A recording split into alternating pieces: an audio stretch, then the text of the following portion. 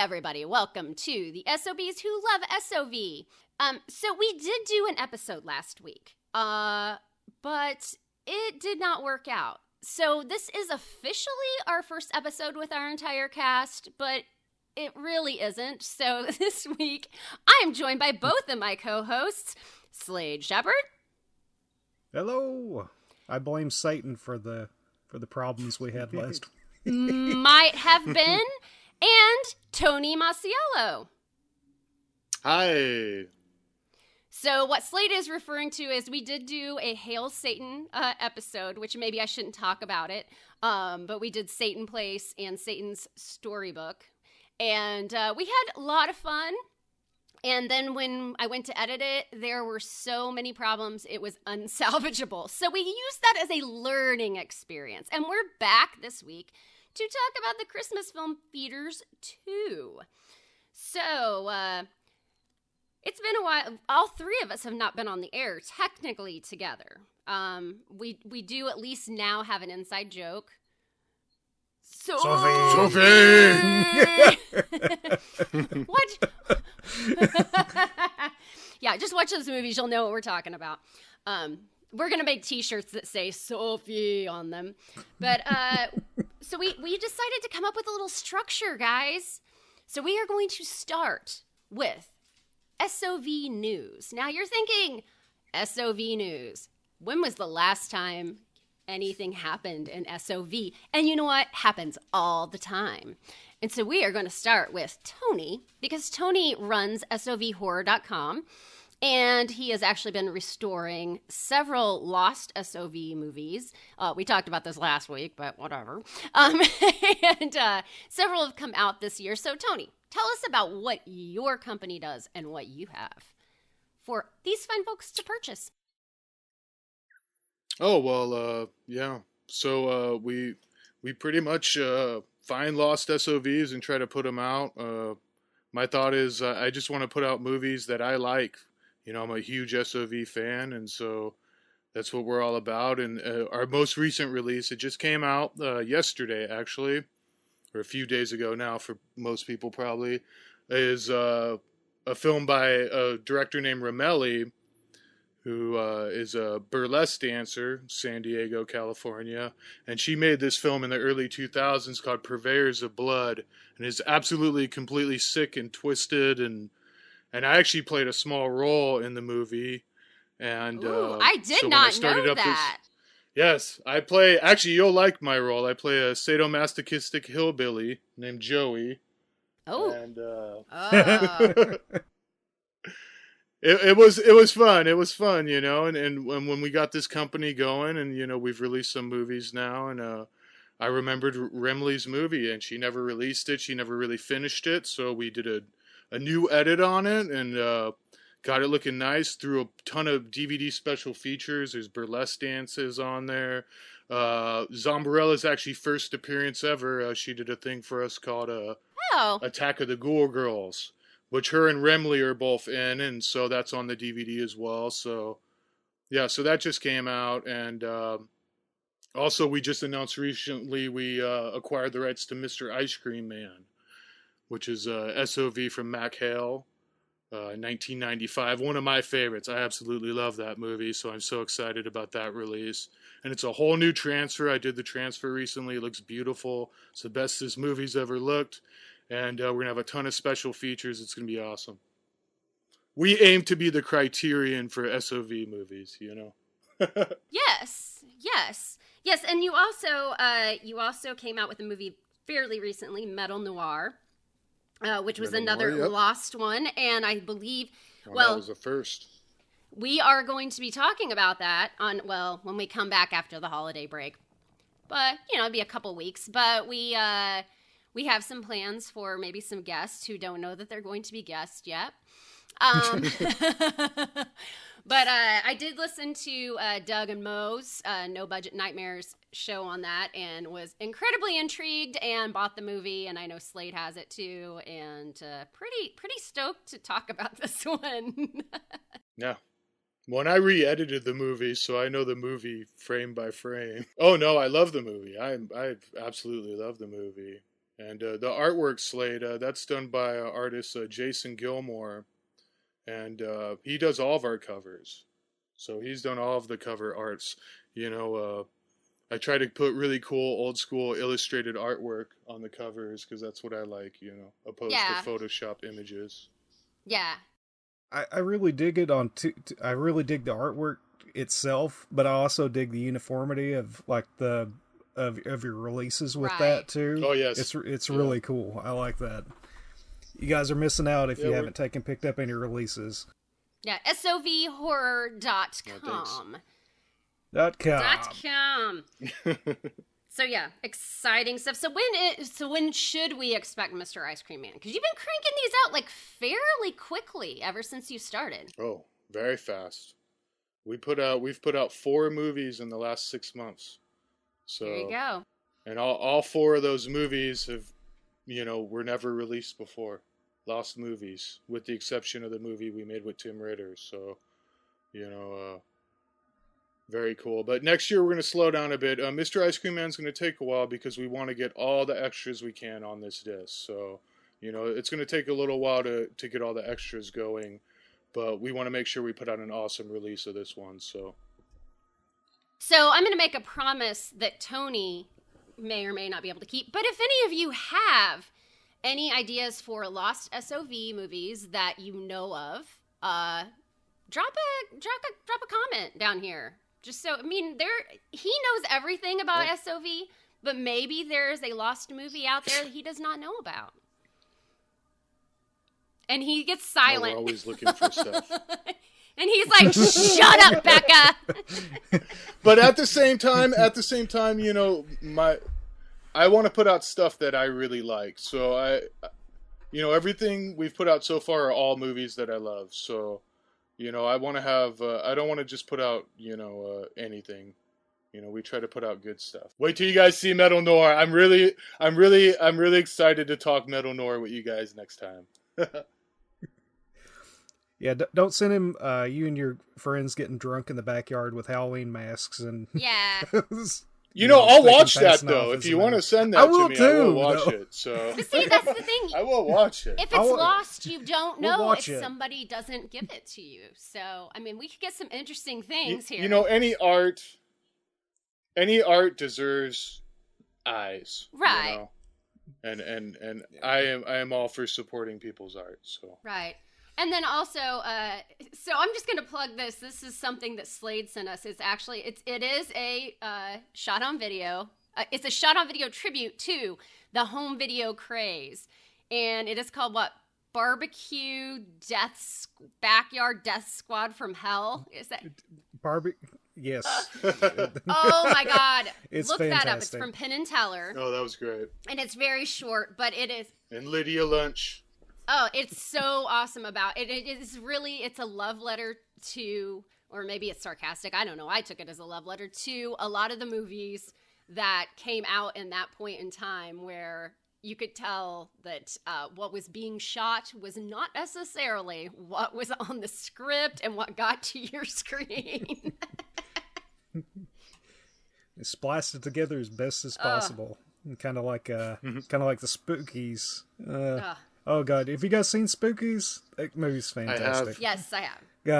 I want the Vinegar Syndrome released so bad. This is another segment we have now. Slade's Christmas wish list. That is a long fucking list. And it's all movies. So okay, we do have one other SOV thing in the news. So Phil Herman, legendary SOV director, he actually has a production company called Avail now, and they've been putting out some movies. Now, these are not shot on video movies, but hey, it's relevant. So I just got... Well, and Phil's from those days. Phil did some great old SOV films. Right. We know a lot of these guys. Tim Ritter's still making films. Ron Bonk's still making films. Just because they're not shot on video doesn't mean we can't include them in their newest work. For sure. In our shot and video news. So I got a screener for a movie called The Butcher, and I am going to ironically butcher this name. Written, directed, edited, financed, starring Michael Moustastos. Probably got that wrong. Great movie. if you are into 70s, 80s, like gritty slashers, especially kind of like those Italian giallos that tried to be American kind of thing. I'm thinking like New York Ripper, and then also like Maniac. He really does remind me a lot of Joe Spinell in this movie. It's very gritty, very gory. It's about a guy who has mad cow disease and is also a high-class chef and decides to start infecting people in his restaurant by injecting his blood into the meat of these high-class restaurants in California. So it was a really awesome, I really enjoyed it. I just reviewed it for Pop Horror. He also sent me and Tony screeners for Morbid Stories, which maybe we'll do as well. But they do have a channel, Avail TV. It's going to be on, or it is on Roku and Apple, I believe. And they will be putting out all of their movies. And I will say another little plug for a friend, Jason Buterin. I probably said his name wrong too, even though I know him personally. He is putting out a movie called Kill Giggles at the beginning of next year that will also be on this label, on Phil's production company. So they're starting to put out some pretty awesome stuff there. Yeah, I've seen some stuff about that, and yeah, it looks like he's getting some cool stuff. So I'm gonna have to check that out. Yeah, I mean, first you go to SOVhorror.com and you buy stuff there, but then you go check out Avail. Oh, for sure. Yes, first. So, all right. So, what we are going to be talking about today is Feeders 2, which is a Polonia Brothers Sleigh Bells. Oh yes, I cannot forget. There is a tagline or a subtitle of that. Sleigh Bells. This is a Polonia Brothers production, which is always the hallmark of awesomeness. This is from 1998. Now, Tony has a little bit of, not even trivia, but he has a little bit of insider knowledge on this movie that we did not know about. Oh, so, I work for Riff Tracks, and, I'm a huge Polonia Brothers fan, and I saw this come in on a list, and I told the guys, you guys have to do these movies. Please do these movies. Movies, kid. Do's these movies. And they did them, and I had to keep my mouth shut. I couldn't say anything, and I'm so excited that they did both these films. I really hope that it kind of brings them to a new audience, and that more people can see the Polonia Brothers work. I love the Feeders movies. And if you don't know what Riff Tracks is, it's actually a company that's kind of an offshoot of Mystery Science Theater 3000. As I was reminded earlier, this sci-fi year. So Mike Nelson. Who else did you say? Kevin Murphy, Bill Corbett. Yeah, and so they have a lot of they have like web series. They also do a lot of those Fathom events too. I've noticed. Yeah, I've never gone we to usually one. do. Oh, you got to go. They're so great. I know. We do them 2 to 3 times a year, and it's really cool. But yeah, and we've done some shot on video movies, so I'm hoping we can do more shot on video movies down the line. They also did a Roller Gator for anyone who knows that one. That Never episode heard is of it, hilarious, so. but I need to see it. Like right now, we may actually have to, you do need to see it. Might have to stop this podcast right now. It is exactly what you think it is. Oh. Roller Gator. It's got Joe Estevez and Conrad Brooks in it. Come on. Wow. Okay, so wait, now, I'm just going to ask this. Do the Gators wear 4 skates or 2? Well, the Gator actually is more in a backpack. Everyone else is roller skating. It's what's his name? The guy who made Rollerblade Warriors, Donald G. Jackson, the guy who did Hell Comes to Frogtown? Oh, yeah. Wow. I'm forgetting his name, but he always has the roller skating in his movies, like Rollerblade Warriors and Rollerblade. And so everything's got to be roller, I guess, with his movies. Man. Okay, I'm a little, the wind is taken out of my sails a little because I was envisioning alligators with 4 skates on. But That's what I was hoping for, but now I'm disappointed. Well, actually, there is a scene though where the alligators. Yeah, you got to see the movie. He's like in a baby carriage. no, we've got to see it. Yeah, you got to see it. There's ninjas in it. There's there's all types of crazy stuff in that film. Well, of course there are ninjas. God, what kind of movie would it be without? So, okay, I'm just gonna... Is there a band that fights them? Oh, oh, Miami Connection. Dragon Sound. Friends forever. Hey, that's a great riff tracks too. Eternity. Oh, oh God. Loyalty, honesty. Hey, and it doesn't need a together riff through tracks. thick or thin. If you guys have No, not it really seen this doesn't. movie- But oh my God. the guys do a great riff tracks of Oh that. my That's God. I So love that good. episode. So good. And actually, that was a gift. I have that because it was a gift from Slade Shepherd. Because Oh, nice. You Because needed to watch that movie. Yes, because Yes. I got him on an interview that we did with Todd Sheets. So full circle right here, kids. That was pretty much, Nice. I think, the birth of SOBs who love SOV, don't you think? Where we interviewed much. Todd and Yeah. Amanda Payton. Awesome. Okay, so Yep. here's Oh, nice. So here's another story.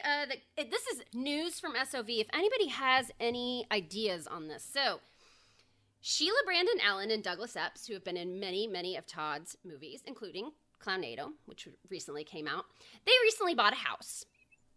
Have you guys seen this online? Yes, No. I have.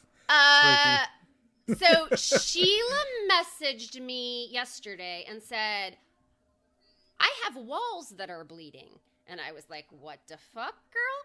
So she sends me these pictures. They have this area in their house, and it is a very large area it was fine. It was white.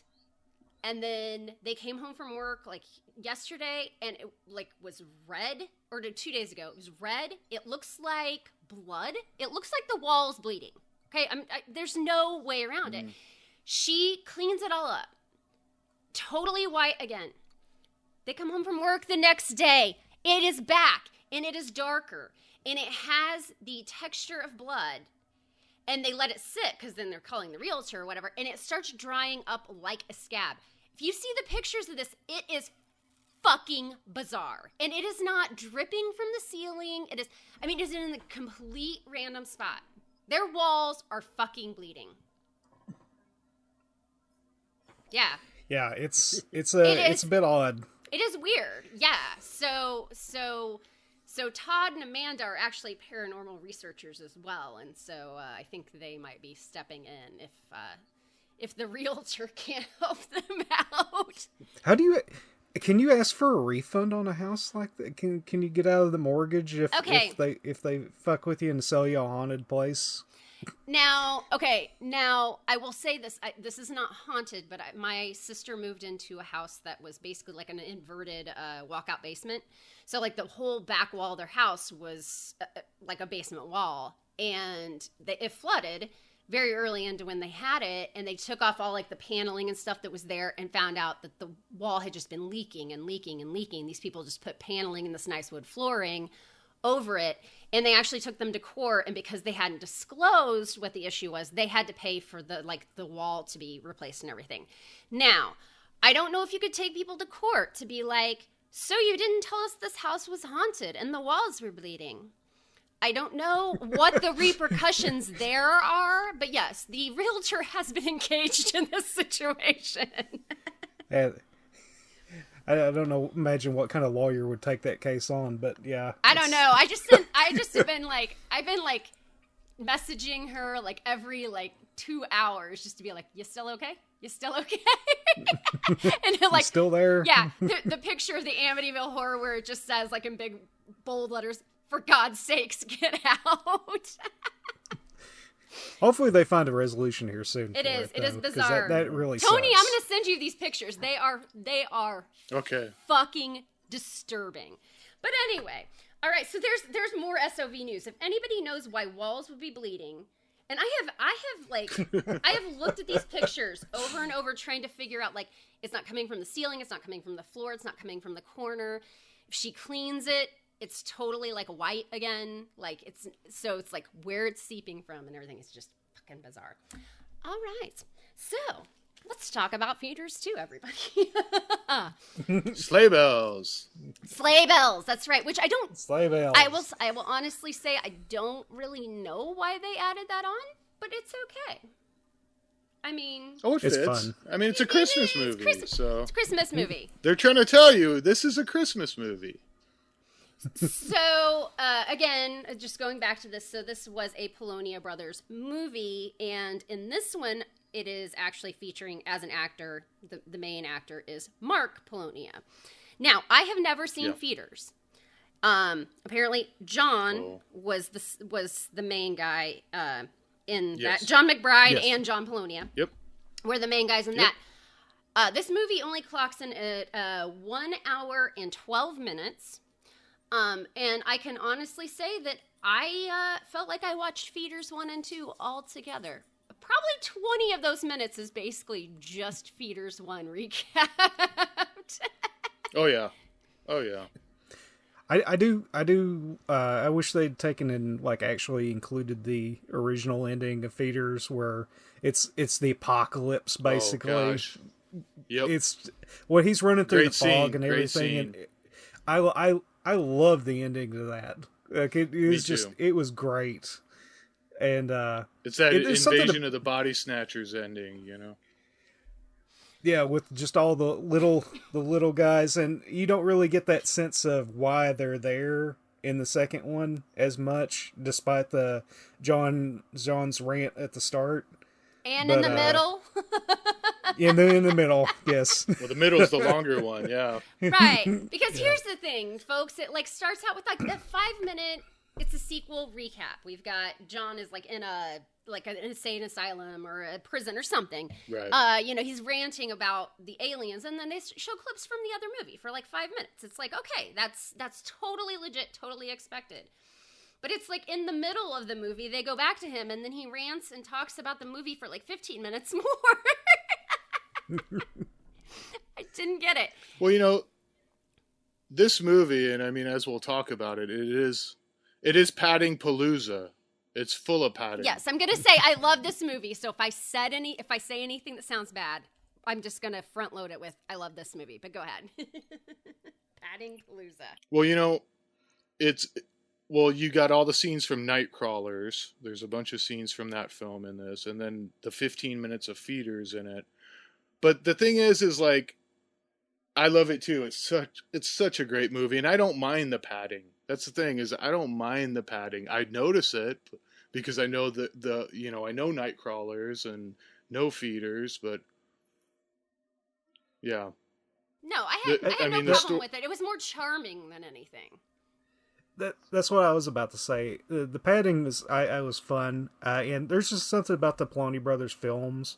They've got this like underlying wholesomeness to it, like just you feel like you're watching somebody's family videos, and then all of a sudden somebody dies and gets their neck fucked, and then it's but it's okay, or gets their guts ripped open, or it's all okay because it's like it's so much. There's so much fun because of that. It's just it's kind of goofy, but not in like a negative sense. It's just fun to watch. I really enjoy their films a lot. So I am going to piggyback off of. Okay, so Tony actually did this for SOV and beers, and I watched it after I watched the movie. And I was kind of wondering about a few things, and Tony, you actually confirmed some things for me that the family in this. So we have a dad and a mom. The dad is Mark Polonia, but a dad, a mom, and a brother and a sister, and they are actually the Polonias. Their family. Yeah, that is Mark's family. Yep. And you could tell. So I'm just gonna say this is the only feel-good part of this that I'm gonna give anybody. There's a point where the kids are looking outside. They're watching for Santa. And they first get to the window. And the little boy, he just kisses his older sister. Right, kind of like on just her forearm.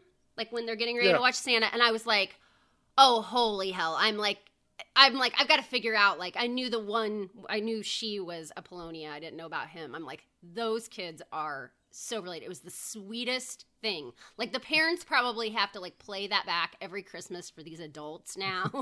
Well, you know, I just friended Anthony Polonia, you know, the son in this movie, recently on Facebook, and I asked him, do you guys ever go back and watch Feeders too? And he said no, they don't, and they actually had a bunch of the video boxes. They had a bunch of the video boxes that they used into new sets for miniatures. So I told him that they should. I'm hoping they watch it this year, because, you know, that's the thing that's so great about this movie is the sense of family. Yeah, I mean, you really do feel it while you watch this movie, and I feel that's an element you don't get in other Christmas horror films, you know, is the whole family element. And I mean, that's why I love this movie so much. It's like you're spending Christmas with the Polonias, you know? Right, because so many of those movies they rely on, okay, we have 4 people in the house and we've got Christmas decorations. They're a family, let's go. But yeah, this really sets it up. And the scene where the kids are playing around and they're wrapping each other up. She sticks the boy in the box and they're wrapping each other up. Oh my God. You can tell they just were like, okay, kids, here you go. Go to town. Oh, it's so fun. And it's so natural and so cute. Yes, I hope they watch that. Oh, the dog with the little bandage wrapped around its leg. I was like, as soon as I saw that, I was just like, oh, so far it's been kind of, you know, tame and wholesome and stuff. And I'm like, you motherfuckers, you're gonna do it. I know you're gonna do it. Yeah. Well, so, and I guess the Slade. dog actually did get hit by a car. So yes, the family dog is wearing a cast during the film. See, that's what I was gonna say. That looked like a real cast, but yes, I was with you. It was, yes. I was like, you're gonna kill the fucking dog. You people are gonna kill the fucking dog. The dog was so cute too. God. Oh. What I find well, we weird... got to talk about the Feeders puppets. We got to talk about the Feeders. We haven't really talked about. Okay, them. so I just had to break in with the family stuff. But if we go back to the movie, yes, the beginning of the movie, and we go through the recap, we've got the Feeders puppets. What are your guys' take on that? Because I have very specific words on my notes. Well, they have one feeder puppet from the first film, so I guess only one feeder puppet survived, and then they made a couple new feeders puppets, which to me kind of works with the Christmas thing, because their heads do look like ornaments. They do look like circular balls, you know. They're very cheap looking, and I remember the first time I saw this movie, I just couldn't believe the new feeders. I was like, wow, look at these. Like, they're really just trying with this one. But the more I watch it, I love the new feeders. I think the new feeders look great. That's my take on them. Oh, they're hilarious, and just like just the whole concept that these little things are taking over the world is fucking great. Mini aliens with chopstick hands. Yeah, and why don't they carry weapons? I mean, they're supposedly well, they can't. Their arms are literally made out of chopsticks. That's what they made their arms out of. So if you haven't seen the Feeders movies, people, they're very small aliens. They're very tiny, and their arms and legs are made out of chopsticks. So they're but they don't need weapons because they glow and then shit happens. Okay, Slade, that is their weapon. Their weapon's built in. But they magically teleport when they feed. They teleport when they feed. So the words I have on here is, oh my God, this is terrible. Mr. Bill in blackface. Totally. Oh. Every time they'd show their faces up close, I was like, oh, Jesus Christ. Oh, no. What's up with their voice? Like the voices with them, and I can just see Mark hunched over a microphone, like destroying his vocal cords, going. Right. Oh you got it, but they use the same voice from the first movie, and I love that voice. It's if you hear that voice, feeders are around. It's like the Jaws theme, right? Exactly. like that childlike like Gremlins chitter when they get like into mischief or Yeah, and actually, I made that correlation a few times. There were a few times that they were very gremlin-like. How they would just be like, oh, for sure. Okay, that was not a good impression. Well, and this one plays them more for comedy, where the first Feeders movie, you know, they are a threat. They are not. Yeah. They're not silly at all. Where Feeders 2, they're silly. You know, they lighten the mood in the sequel. Yeah, I think it's appropriate as a Christmas movie too, because, you know, like taking in, yeah, you know, they might get a little bit backlash if little Timmy took and grabbed the this Christmas themed horror film and it's full of gore. What was this rated anyway? Because outside of a few rated R, according to IMDb. If it was even officially rated, I question if it was rated. Probably, yeah. You know. But maybe they had to get it rated. Actually, well, because Feeders 1 too, that was you know, that was a huge hit. I mean, that was I mean, we can't not talk about that. That was probably one of the, in a sense, the best distributed SOV movies ever. I mean, it got a big contract through Blockbuster. It was in just about every Blockbuster video, and you know, I know personally that was my introduction to the Polonias, was renting that from Blockbuster Video and just being like, what the fuck is this? I mean, I'll be honest, the first time I saw Feeders, I did not like it at all. I didn't. I thought it was horrible. I was like, what is this horrible film? But, you know, I gave it another chance like I do with movies, and I fell in love with it the second time. It clicked the second time, you know? What were the budgets on these? Like, 2 was what, $500? I think that's what he said, is they spent about $500. I'm guessing 2 actually cost less than that. It probably cost them tape stock. I mean, they literally filmed part of their Christmas is in this film. They literally filmed part of their Christmas. The story behind it actually is pretty funny, is I guess they came up with the idea during Thanksgiving. They were literally having Thanksgiving and was like, Feeders 2 should take place during Christmas, and that Christmas they shot Feeders 2. You know, and John McBride was really scared. You know, he didn't want them to do, you know, the Santa stuff that we have to get to, but ultimately he gave it his blessing, because he's the co-director on the first Feeders film, John McBride. You know, it is a collaboration between the Polonias and McBride, and. Yeah, it's got his name on it attached, and of course, if you got a property with your name attached, you're going to want to have some kind of creative input with it. So we just realized we have not gone over the plot of this film. So, Tony, what is the plot of this film? So, okay. Pretty much disregard that the Feeders have destroyed everything at the end of Feeders 1. John McBride has survived. He's in this mental ward or something, kind of giving his recountment of what happened. And then the Feeders come back. It's I think it's Christmas Eve, right? They do show the date. I think it's Christmas Eve. The Feeders come back. Yeah. And they zap some Feeders down, and a couple of them run into the basement of this guy Alan and his family, which is Mark Polonia and his real family. And so these Feeders are trapped in his basement until they can kind of come out during Christmas Day. And all the while, the aliens are also beaming Feeders to other locations and killing people. But what's funny is all those scenes, that's the padding stuff. So all those scenes are from a movie called Nightcrawlers. So the scene of the lady with the cat, that is originally from a movie, and that's John McBride's mom. We should talk about that scene. That's a fun scene. I figured that because it was like, her name was something McBride, and I saw that it was like elderly neighbor. So what about the paper mill guy? Was that also a reused thing? Because that made no sense. I had to rewind that like 3 times. Okay.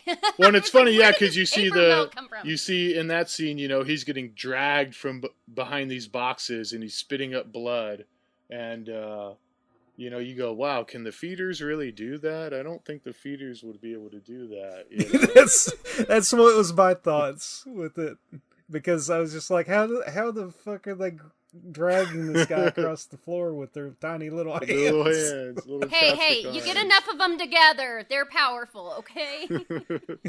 So, okay, not to skitter over that I have not seen Nightcrawlers, and my favorite part of The Lady with the Cat is that when the cat is in the basement and dies, it is, Yes. it is like, let's take a wad of freaking, like cat fur, dip it in blood, and we're going to throw it on a box.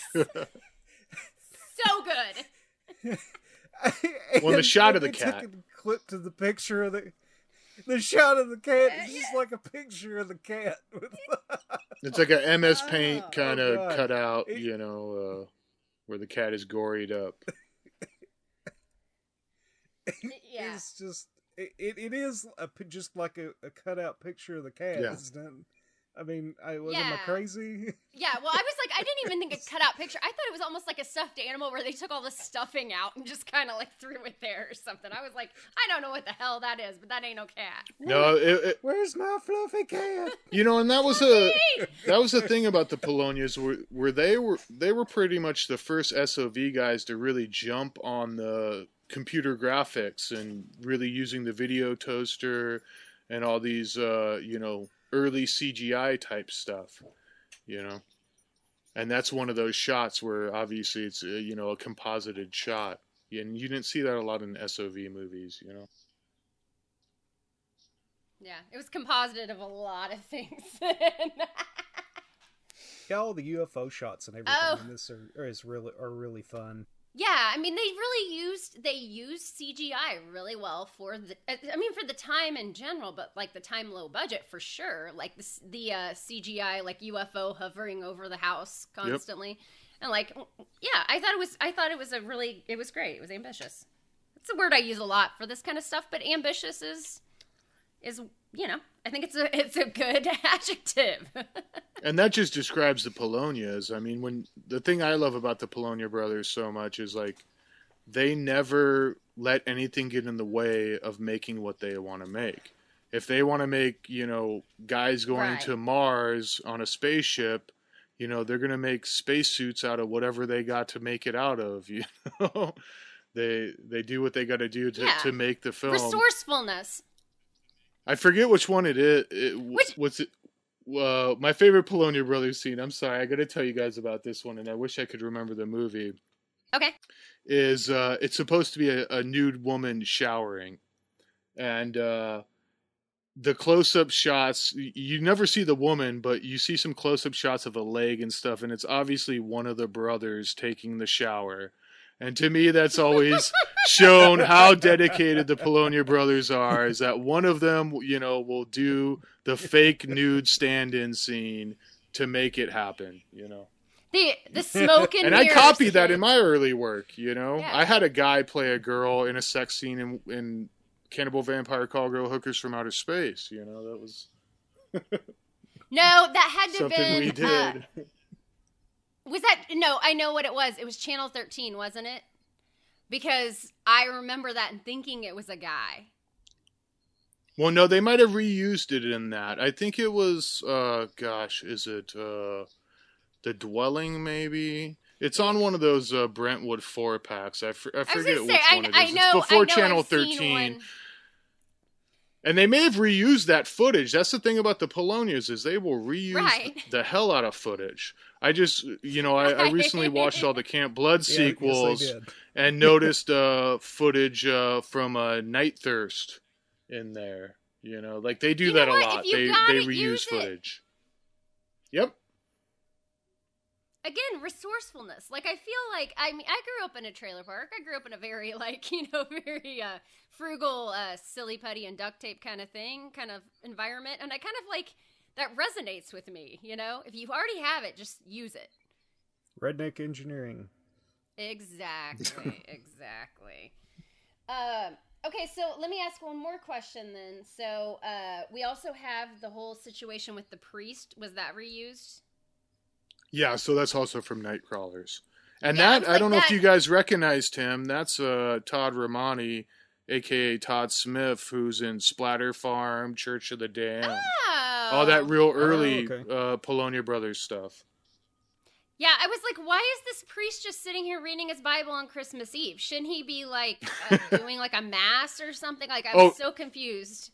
And he's a major character in Nightcrawlers, you know. He's a major character. There's a lot more with that character, but yeah, it's just used to pad out the film. I mean, really the only new stuff in this movie is the stuff with the family. I mean, that's pretty much all the new footage. I love it. But, okay, so after that, this is, okay, another one of those I have written here in capital letters. Cute as shit. So when the kids look out, they see one of those creatures. And, like, the boy's like, well, what is that? It's an elf. And, yeah, I think it's an elf. And she's just like, no, look up at the sky. We don't care about elves. We want to see Santa. We want Santa. Oh, and those kids are gassy. All the farts. Yep. Oh my god. That just came out of nowhere when I was like, did they just fart? Yep. Again, realism, kids, realism. And then I love, okay, so you're talking about like even reusing movies. Okay, so they're reusing old stuff. I love how then Alan, who is, the patriarch of the family, he's at work, which is obviously just like their, like, desk that's in the basement. You can see their boxes and stuff behind them. But then he flashes back to stuff in that movie. So now we have more padding that's used from the movie we're watching right now. I thought you were going to talk about the boss interaction because that is fucking and that great. too, yes, that's next. The boss is great. And I forget that actor's name. He's in quite a few of their films. And that's the thing, you know, you see a lot of the same people, you know, in the Polonia Brothers movies. They use their family if they have to, you know. Well, you know, that's... And see, that was one of the things that I didn't know, having not seen either of these movies. Like, there's the whole kind of body snatcher thing going on when they're talking about the original movie. And I kept thinking it was going to come back around that somehow Alan was a body snatched like version of his brother who died. It's but they never addressed that the guy in the first movie looks just like the guy in the second movie. Yeah. Just forget about that. It's all fine. Just have fun with this. Right. Yeah, maybe you could have trimmed your mustache a little more or something, you know? Oh, they can't do that. That's the trademark. No, that is the trademark. That is true. So, okay. What's the deal with the ticking clock? Like, it's almost like the calling card for things that are bad that are going to happen. It happens in many of the scenes, and now that I know it's many of the scenes that are from different places, there's a very loud ticking clock. Did anybody else notice that? Didn't really pick up on that. No, I'm wondering if it's just that whole, like, you know, kind of, you sort of think about that on Christmas Eve, you know, like the grandfather clock or whatever. Everything's silent, whatever. But yeah. Creating anxiety with it. Yeah, I don't know. All right. But yeah, like, okay, so the mom wraps all the presents, but she still has some in the basement. And then they go down to the basement to wrap the presents. Okay, first of all, who wraps presents on Christmas Eve? At least they didn't put up the tree on Christmas Eve. That is my pet peeve of Christmas movies. People who put up their tree on Christmas freaking Eve. My dad wraps presents on the day after Christmas. Does he shop on the day after Christmas? Because that actually would be brilliant. He does, actually. He one year he got really, really trashed, and he forgot to go Christmas shopping, and he's like, shit. Next time, I'll get you something. I've had my mom, she was pissed. Oh my God. Okay, I've had this conversation though, like, so one of my friends and his kids were fairly young, but like probably out of the believing Santa age. And he like said to her, he's like, listen, how about if we just don't buy anything for Christmas? And then like 2 days after Christmas, we all just go shopping. Everybody's taken everything back. It's like the store is right back there. and you just go and you buy what you want. She's like, absolutely not. And I was like, that's a fucking ingenious idea, Jim. Seriously. My wife and I celebrate Valentine's Day the day after Valentine's Day. Oh, well, yeah. But anyway, they find one of those feeders down there, and it just stops dead in its tracks and just plays dead perfectly. And they're like, do you know where this came from? Like, no, it must be one of the kids' ugly dolls. Right. No. Well, it hits its head. The feeder runs in and it hits its head. It does like a Three Stooges type routine. And yeah, Mark finds the doll and yeah. Mm-hmm. Yeah, we got a montage and everything, yeah. And their limbs must be incredibly brittle. Like, just being able to just snap them in two. They're so thin. It's ridiculous. Well, they were literally made out of chopsticks. Like on the DVD, the original double feature DVD that Sub Rosa put out, that's cost too much money now. On that DVD, they talk about the puppets and stuff, and yeah, I guess the arms were literally made out of chopsticks. So that's how thin they are. Right. Bamboo is a very, very strong material if used the correct way. I'm just saying. True. Well, the feeders feed anyway, you know. It's all about feeding. It's all those mouths, right. You know. Right, and it's about glowing red and pissing people. And glowing red. So I think we're kind of here now to where here comes Santa. Oh. Oh. Todd Carpenter. Yep. Oh my God. So yeah. So this is like the thing that like. Christmas horror movies do not throw this at you very much to where they take out that suspension of disbelief. Like, there's even a conversation between the parents. Like, so do you believe in Santa? Like, there's a little bit of that, like, do you really think or whatever? But the whole idea of actually throwing Santa in there in a horrible way. I just love that Santa is real in this universe. It's so fitting for a Polonius Brothers film. Yeah. And but the adults, the adults acknowledge that yes, he may be real, but it's not that whole like, oh, he isn't real. Like it's one or the other. Like, oh, well, Santa's totally real, you know, or like Santa's not real, you know. They have to be proven wrong. And this one, it's like there's some doubt, you know, like maybe he is. I love that. But yes, he's real. He is real. Invulnerable.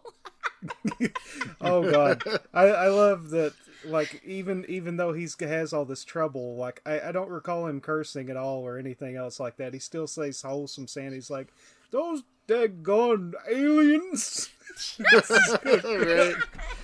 Rats. Oh darn! Yes. Yeah, I have written here, no Santa, no, when the UFO came. What happened to the reindeer? Did the feeders eat them? Oh, that's exactly what I was going to ask. Like, because, okay, the kids see him fucked up. They go run to mom and dad and everything. And then, like, but dad, it doesn't take long. I will say, I appreciate it. Doesn't take long for dad to be like, oh, there is somebody out there, blah, blah. But then when he goes out there, yeah, it's just the sleigh and Santa. And Santa's like, they shot me down. And it's like, well, what about your fucking reindeer? Didn't you have 9 fucking reindeer, too, with you? Do you not fucking care about them at all? I love this is a Polonius brother. They can't afford all reindeer. he had to do was say they shot us down. I love that they have the shot before, and then immediately that when they take and cut back to Santa, we should mention that before, but like he's flying through the air in his sleigh and he's all happy and everything. And then he cuts away and cuts back, and then all of a sudden the fucking sleigh is infested with these little bastards. Yeah, it's like strangling him on his back, everything. And the poor elf falls. Oh, I did not. And the elf is John Polonia. Actually, plays the elf. Is it? Yep. Oh, I did not catch that. I was too busy laughing. It's hard to tell. They don't really show his face, you know. I think I found that out on the special features. Somebody break down this ending to me. So basically, it was all supposed to be a dream, or not, or what? Somebody no. just go there. No, Santa takes out the aliens. He saves the day. And then there's a present under the tree for Mark. And so Mark opens... Well, he's going to open it, and a feeder pops out. And that's just your generic, hey, we might make a sequel. You know, and I wish they would have made sequels. I think it would have been great, you know. I'm still waiting for Feeders 3. Yeah. I was expecting for it just to... I was expecting for it to end normally, just with a wholesome family Christmas, and then I could just be left wondering what the hell they're going to do when they unexpectedly run over the decomposing corpse of their dog. I know. Okay, can we back up a little bit? Just some kind of awkward shot to the family coming down the basement. Yay, Christmas! Oh no! The kids run into lay down with mom and dad when they see Santa fucked up. And they're like all worried. They don't ever once say anything about, we need to go get the dog. Yeah, they never inquire about the dog at all. The bastards. No. I'll be honest, I forgot about the dog by the end of the film. You know? I didn't. Damn it. That's funny though. Gosh, yeah. I mean, talk about the worst Christmas ever, you know, for those kids in the end, you know. Santa killed my dog. And ate him. At least part of him. I guess maybe with that being said, they could have been like, well, maybe he went with Santa back up to the North Pole, kids. To live forever. On your aunt's farm. Oh, God. No, I did not let go of the dog thing. And I was actually like somewhat offended that the kids never inquired about the dog. So did you guys know there's actually a website? It's called Did the Dog Die? Have you heard of this? I have. DidTheDogDie.com. Yes. You can type in any movie, TV show, whatever, and it will tell you if the dog dies, if the dog doesn't die. And then, like, even there's that in between of, like, well, it's inferred that the dog died. Like Muffin in Friday the 13th. Friday 4. Like, it's inferred and 4 that the as well, dog yeah. died. Yeah. So you can prepare yourself for this shit. But I'm saying the dog died in this. Yeah. Oh, the dog definitely died. Yeah. Somber note. 100%. Sad. But, you know, I can deal with that. Like, I just don't like it when it's, like, done for, well, I mean, shit, I can't even say that. It's fine. Like Zombievers. I don't care as long as a dog doesn't die. But, you know, if you really think about this film, the only new death in the movie, if all the other deaths are padding scenes from Nightcrawlers, the only new death in the movie is the dog. That's it. I mean, or maybe the elf. I guess the elf too. The elf, but you know, that's it. It's a relatively small body count. Some feeders. You know, that is true. Yeah. So we basically have like a body count of 1, and it is canine. Well, we have 2, canine and elven. Kelvin and elf. Yeah. I didn't take and check to see in the credits to see if the dog is credited as himself or herself. Or if that's actually the Polonia's dog. I would imagine it is. No, yeah, it is. It is their dog. They tell Mark. It was Mark's family's dog, and he tells a story. I believe the daughter, who's the daughter in the movie, Courtney, like lets the dog off the leash or something, and the dog got hit by a car, and you know. But I guess some early reviews, he actually talks about this as well. He says in some early reviews, people accused him of breaking the dog's leg so it couldn't get out of the bad movie. Oh my God. And so they wanted to set the record straight. We did not break any dog's legs for the movie. Yes. Well, but that's the thing. It's obviously like a professionally done cast. So this is a no-budget movie. Have you ever taken your dog to the vet, let alone taking your dog to a vet to get its leg reset and cast? Like, that's got to be probably more than the entire budget of the fucking movie. Oh, probably. Yeah, probably. Yeah. And to make it pink. They even chose a pink cast. I don't think that was just one of the effects. It's like, nobody would ever think that about Michael Bay. You know what I mean? Like, maybe they don't know why should. he came up. Maybe they should. He's just got maybe they should. He's an asshole. I mean, I bet I can almost guarantee. Nobody ever thinks about. Nobody ever says that about Harvey Weinstein, you know? Like, I see Michael Bay just like snorting coke off a stripper's ass in his backyard, and with with cars set to explode just for shits and more giggles. Explosions. More explosions. Oh! I was gonna say with Bumblebee fucking him up the ass at the same time, and Bumblebee crying just one single tear, and the radio coming on to be like some sad song. I just wanted to be in a movie. Okay, this is not to belittle any person who has ever been like stuck on the casting couch. We are merely suggesting the Bumblebee may have been on the casting couch. And may or may have not fucked Michael Bay at one point in time. We're just saying.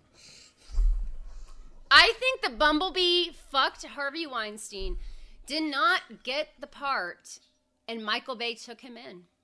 I don't know. That's a good thinking. Oh, yeah. Go ahead. How do we get here? I don't remember. We got here because we're talking about feeders too. Now, sleigh bells. Because the Polonius have more talent than Michael Bay does with all of his coke and explosions. Yes. Amen. For fucking sure. And can I say, so this is the first Polonia Brothers movie that we've done. I told Mark that we were doing this, but I'm like, hey, we'll get you on, like, eventually, but we're just going to talk about this. But every time I watch a Polonia Brothers movie, or I watch like a commentary and like Mark's Restored, or like he's done what you've done for other movies that he's done for his own. Like, hey, I just found this shit that we did, we were like 15. Like, so John passed away, like over a decade ago. Sadly, yeah. And very sad. Big but loss. like, how beautiful is it though that we still have him because of these movies? Yeah. And like, I know it doesn't make up for the fact that like he doesn't have his brother, or like, any of that stuff. But like, have you guys seen that memorial? The memorial video that's on the... No. It's on that new Splatter Farm edition they put out on that Monster Man disc. And there's a memorial to John Polonia. And I dare you to watch that and not cry. I mean, me and my lady, she's not a huge Polonia Brothers fan. And we were both there pretty much sobbing, I mean, it was... And John was so great. I mean, and I'm just so glad that Mark is still going. What are we rating this film? Who's going to go first? Hold on. Oh, we need scale. Tony needs to describe the scale because, well, that didn't happen for you guys in the last episode. That's true. Okay, so scale is 0 is turkey, horrible.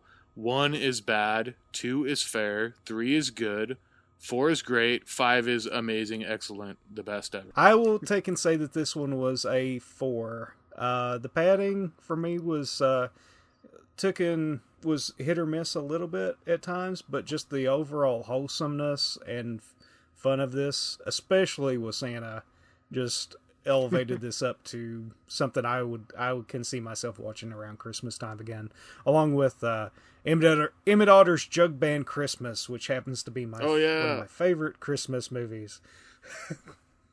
River Bottom Nightmare Band. Nightmare Band. Everybody that elevated his score. Elvis faded. Yeah. I was going more elf. Elf. Okay, yes. Elf. Oh. Wow. Okay, my bad joke will be edited out. Punny. Tony. Very punny. Okay, so I've had the pleasure of watching Feeders 2 about 8 times in the last month, working at Riff Tracks and just watching it for my own leisure as well. And I absolutely love this movie. I give it a 5. This is my favorite SOV horror film. Please show me a better one if there is one. This is my favorite. I love it. It's so fun. I mean, it's like watching, a family have Christmas and there's little alien puppets attacking, and I just love it. I think it's great. It's a good movie. I can't recommend it enough. There is a lot of padding, and I can get how that can bother people. And maybe I'm just accustomed because I watch lots of shot on video movies. I realize there's gonna be padding to get that 70-minute runtime. But I love this one. I say check it out for sure. 5. Okay, I'm in between. I'm a 4.5. Yeah, because we already said we're going to do half points. What? So, yeah, we said that. Did we? We said that last week. So, Sophie! Yes. Yeah, and you Come totally on. said no. And then the episode got conveniently deleted there. That's right. No, okay, so what brings it down just a little for me is I just don't like Christmas, and I can't watch anything that's Christmas related unless it's December. I hate that. I hate that I'm like that. I didn't mind any of the padding because it was either misplaced and charming, or it was like laughable because you knew that they were putting the padding in. But my God, seeing the little boy kiss his sister's arm when they're looking for Santa, that right there elevated it like so far for me. It was so fun. The little feeders are fun. Loved it. Awesome. Okay, dead air. All right, so we had talked about doing a couple other SOV Christmas movies. So what we originally were going to do was Dave, I'm going to say it wrong, Castiglione. Maybe I should say that right. The Ex-Hooker's Christmas Carol, which is from, I think, 1995. He sent me a DVD, and I tried to rip it for you guys, and it was, like, not working, and I found out the DVD was, like, scratched. So he is sending us another copy of it. And so we will have to do that at some point. And I am a little weird about doing things that are Christmas, not Christmas. I will make an exception for this because he's working hard to get us a copy of it. Oh, and it looks like a cool movie. I'm excited about checking it out. Yeah, for sure. I mean, And he wrote us a handwritten note with it. Come on. I've taken a watch. I watch, Christmas movies all the time. When it's not Christmas, Die Hard, Gremlins, come on. Yeah. It's totally fun. Christmas is just an excuse to put them on. Good movies are good all year round, though. Yep. That is true. That is true. So, we neglected to mention that Tony is getting married at the beginning of February. Yes? Da, da, Yep. da, da, da, da, da, da. Put on Ball the and shackles chain. now. No, I'm so excited. Yeah, me and my lady have been together for 10 years, so it's long overdue. Wonderful. So happy for That you is guys. wonderful. So Thank what are you. you guys doing for the holidays?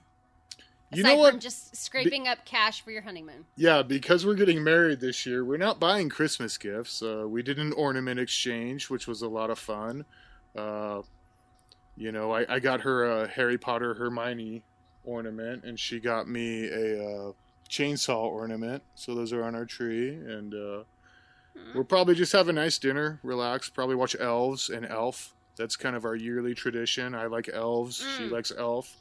So we'll watch those two movies and torture each other. Torture each other, right. Sorry. So, Slade, what are you and your lovely bride, Samantha, doing for Christmas? Which, thank you very much. They sent me a couple of wonderful movies, Sledgehammer and Blood Lake, so I can watch Nice. the pervy, weird, inappropriate little blonde brat over and Little over and Tony. over. I got my sex partner. My beer, I got my sex partner, I got all I need.